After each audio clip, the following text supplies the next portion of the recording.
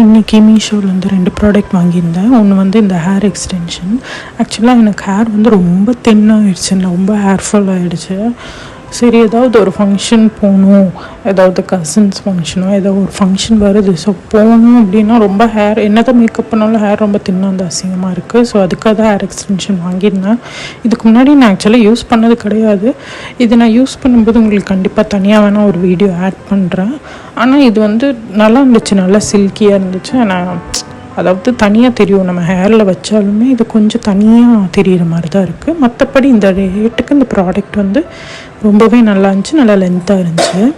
So உங்களுக்கு தேவைப்பட்டுச்சுன்னா நீங்கள் வாங்கிக்கோங்க. ப்ராடக்ட் கோடு நான் ஸ்க்ரீனில் இருக்குது, அதை எடுத்துக்கோங்க. நான் டிஸ்கிரிப்ஷன் லிங்க்கும் கொடுக்குறேன், உங்களுக்கு தேவைப்பட்டுச்சுன்னா வாங்கிக்கோங்க. செகண்ட் ப்ராடக்ட் வந்து இந்த ஸ்லிப்பர்.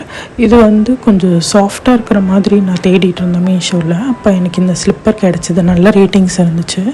இதோட சைஸ் வந்து 9, நான் வாங்கினது 9 சைஸு. ஆனால் ஆக்சுவலாக எனக்கு கால் கொஞ்சம் பெருசாக இருக்கனால இது எனக்கு கொஞ்சம் லைட்டாக கொஞ்சம் பத்தாமல் போயிடுச்சு. மற்றபடி இதோட குவாலிட்டி இப்போ நான் யூஸ் பண்ணிகிட்ருக்கேன், ரொம்ப சூப்பராக இருக்குது, நல்லா சாஃப்டாக இருக்குது, நடக்கிறதுக்கு ரொம்ப கம்ஃபர்டபுளாக இருக்குது. உங்களுக்கு தேவைப்பட்டுச்சுன்னா கண்டிப்பாக நீங்கள் வாங்கலாம். ஆனால் உங்களோட சைஸை விட ஒரு சைஸ் பெருசாகவே போட்டுக்கோங்க, அப்போ தான் கரெக்டாக வரும். அதே மாதிரி இந்த ப்ராடக்டோட கோடு ஸ்க்ரீனில் தெரியுது, லிங்க்கும் நான் டிஸ்கிரிப்ஷனில் கொடுக்குறேன். எது ஒர்க் ஆகுதோ அது யூஸ் பண்ணிக்கோங்க.